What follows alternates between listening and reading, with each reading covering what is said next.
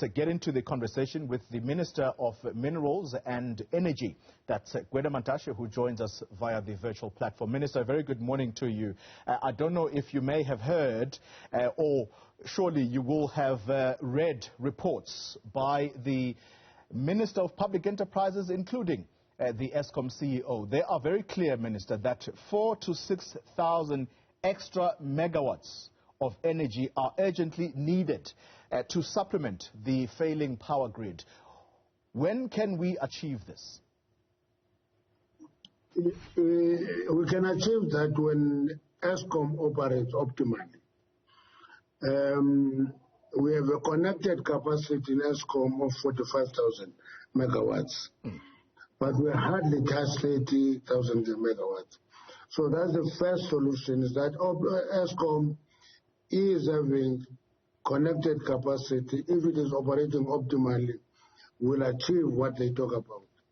But on the supplementary program that we're driving, we've just released 2,600 megawatts on bid window 5. But it's going to take time before that capacity gets into the grid. On the emergency procurement, which we released much earlier, they are toing and froing. They don't want this, they don't want that, but that capacity has been released to them.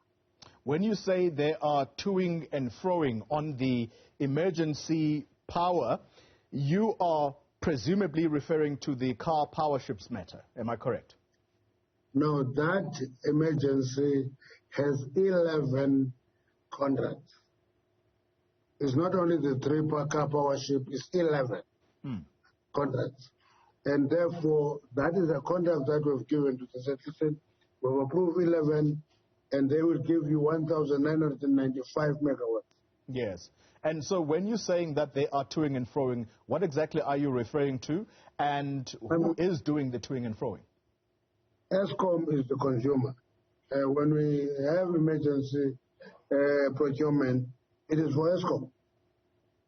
What is it that is in contention here, Minister? Why do you use the wording toing and froing? Surely they need new power. They need new power, so why would they be dithering? We have given them new power. We are giving them additional 2,600, which will take its own time. And that's what we're doing. And in January, we're going to release another 2,600.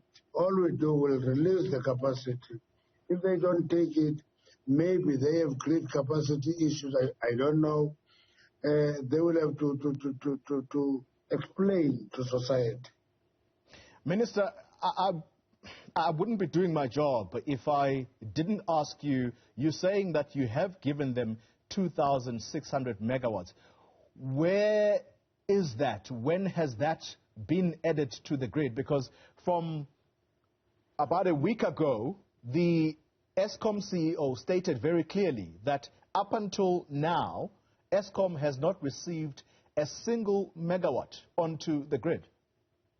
The problem, Tony, is that when there's a crisis, people want to run for cover. When you release 2,600 on bid window 5, there's a lead time to build that capacity and connect to the grid. But the fact that it has been approved in itself is progress. Now, if you want us to release a capacity today that is on the grid tomorrow, then it means you have no clue what is energy capacity is and how it works. If the CEO of Eskom doesn't accept that, we have released bid window 5, 2,600 megawatts, and we've released 1,995 megawatts on the emergency bid, and they are the consumer, then he may not be having a clue what energy is. Minister, your comments are very interesting. You're suggesting that the Eskom CEO, André, may not necessarily know what he is doing, which fits in with the narrative from the Minister of Finance, Enoch Godongwana. What is your conclusive assessment as to his performance at Eskom? Because it's quite clear that you don't think he's doing, or he knows what he's doing. I don't do assessment of a CEO who is not in my portfolio. But all I'm saying is that Eskom has capacity to be on top of these issues. It has engineers, it has employed a lawyer as a CEO, it has financial people, but collectively they have the capacity.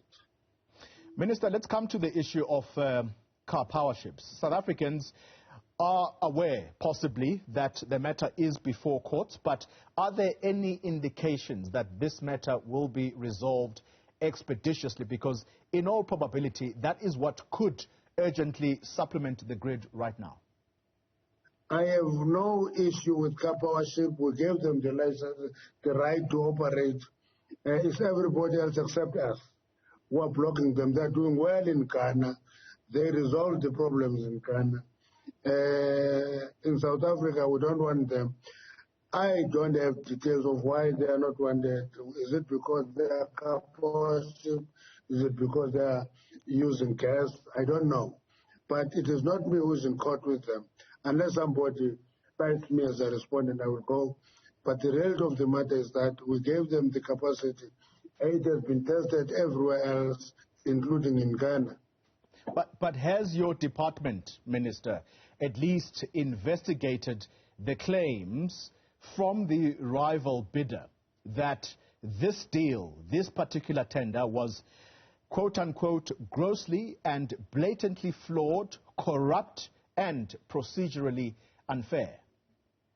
You see, Paul, when you assess a deal, which is done by the IPP office, you assess all the elements.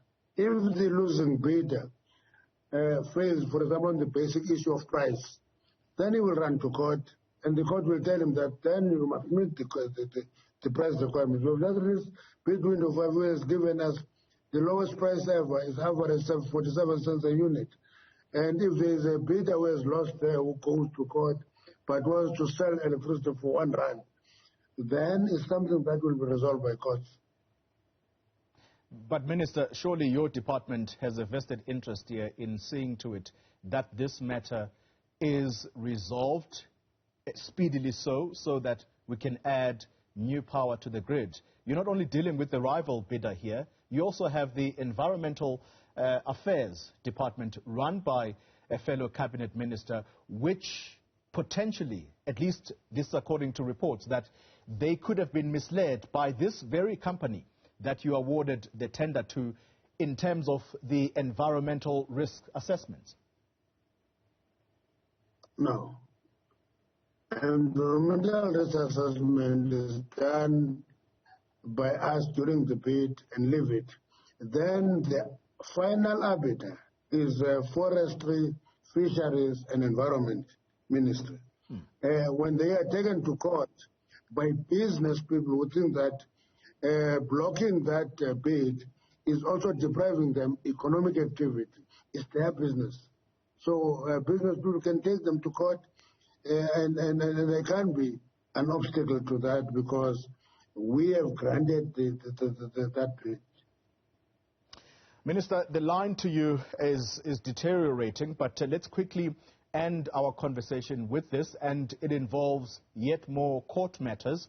3 civil society organizations have taken your department to court, and this is over the new build of 1,500 megawatts capacity. This is of coal, and they're saying that the country cannot be looking at building more coal-driven power stations when the environmental impact is clear for all to see. Are you planning to oppose their application in court?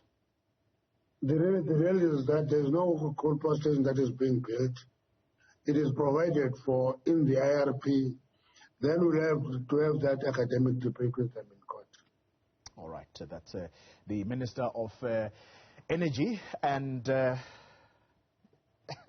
I don't know what your response is, but the Minister is very clear that Eskom has been given new capacity, and his indication is that if the Eskom CEO does not appreciate that, then maybe he does not know what he is doing as far as providing energy to the country. You make up your mind about that particular response.